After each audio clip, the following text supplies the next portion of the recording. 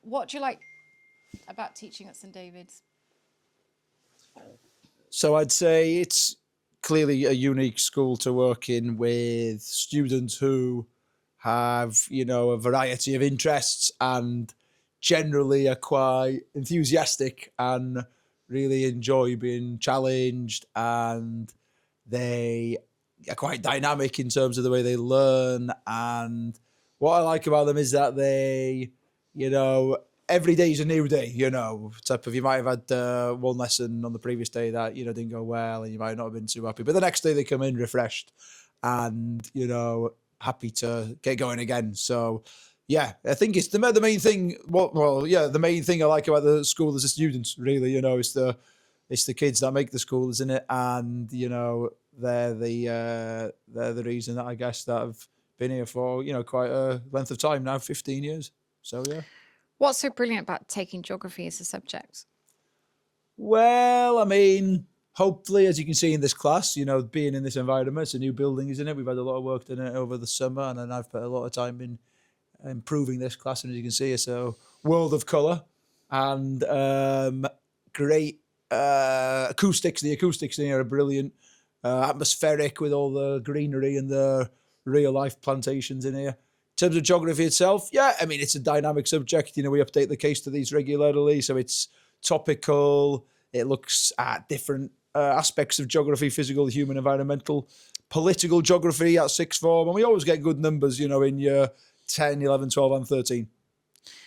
What do you prefer, human or physical geography? Yeah, that's an interesting question, because in university in Liverpool, I chose physical geography and always thought I enjoyed physical geography more. But now I've morphed into more of a human political geographer.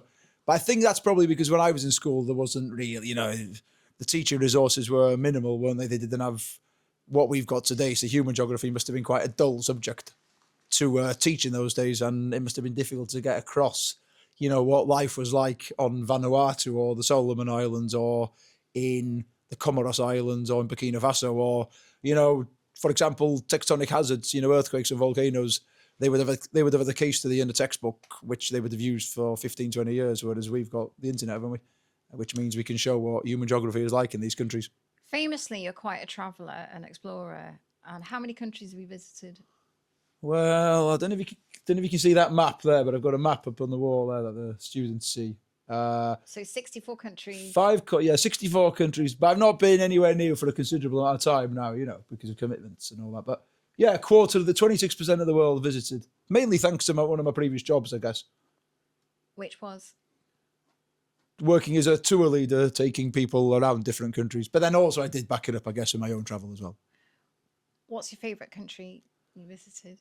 That's impossible to say, really, because I've, every country I've been to is just as interesting as each other. Like I've just been to Belgium with my son at Christmas, and that was brilliant, so good fun. Raving with a 9-year-old in a dance tent after a cyclocross race at 5 o'clock in the afternoon that was incredible. But visiting Moldova where no tourists go at all, that was incredible. Great to have a travel around the country without a travel guide, because there wasn't one. Not that I use travel guides, and great to visit. For me, the main thing is meeting people. Got to meet local people.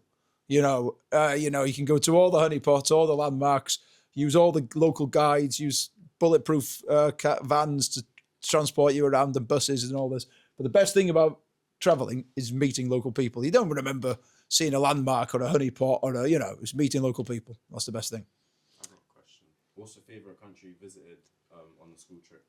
Well, to be honest with you, because I'm from this part I'm from Eryri, so I live in Bethesda, but I'm from a small village called Rosgadvan. And the trips that I take all the students on here are all locally based, because I feel I know the area so well. I like to get them to embrace what we've got locally. And, I've been to all these countries, but at the end of the day, I'm happier nowhere more than in the village that I grew up in. And showing students these areas probably for me is, they get the chance to travel globally in many other subjects in the school. So I don't feel that we need to do in this particular subject. Is it true you can speak a bit of Russian? And when did it become handy? Я говорю по-русски, да, я работаю in Russia in the 24-5 rapota e goroda e samaliote e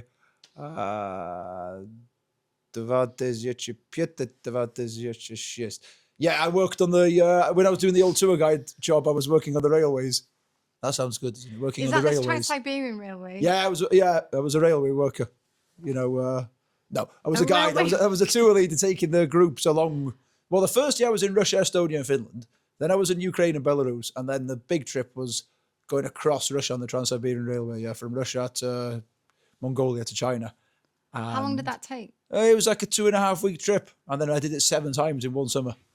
Yeah, and then I remember being in Beijing actually in 2006, watching the Liverpool win the FA Cup final at 4 a.m. beating West Ham. Anyway, and yeah, that was a great trip. But anyway, so when I first got that job and I was sent to Russia for a whole summer, I realised, oh, I have to learn some Russian here because it's all Cyrillic, isn't it? You have to understand the alphabet, you have to understand the language to an extent. So yeah, and then picked it up as I went along. And then I travelled to nearly all the old Soviet countries afterwards, apart from Turkmenistan, which meant, again, improving the Russian. I was having a lot of lengthy conversations with Russian-speaking people at, quite late hours in the evening. Tell us something we didn't know about you. Well, we've got a 27-year-old horse. If I wasn't a teacher, I'd like to be maybe like some type of 90s techno DJ. Still think I've got time to do that.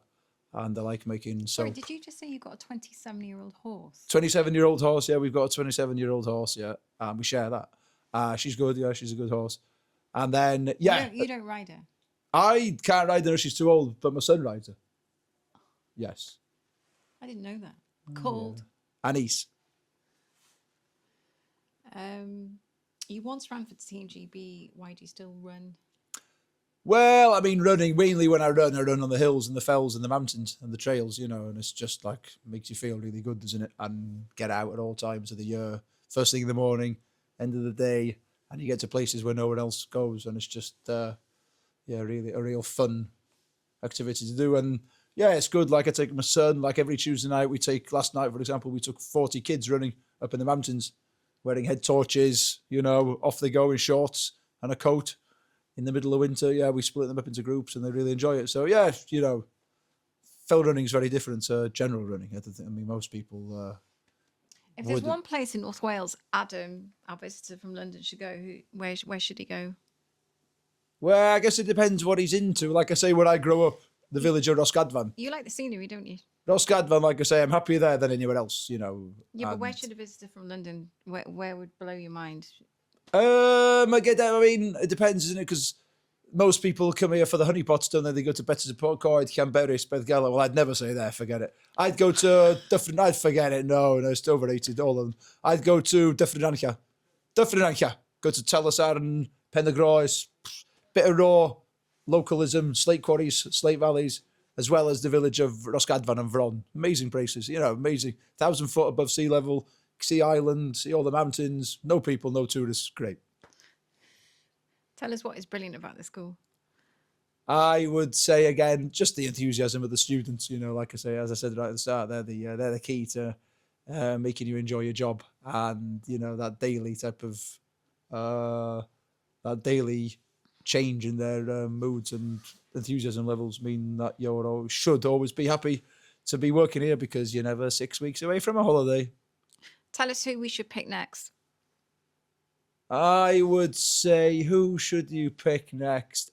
Personally, I would go for someone like Andrew Bahana because he is a very diverse and interesting individual with in-depth knowledge of his subject, fantastic maths teacher, but also such a broad range of interests and a catalogue-like level of knowledge in many of the topics he has an interest in.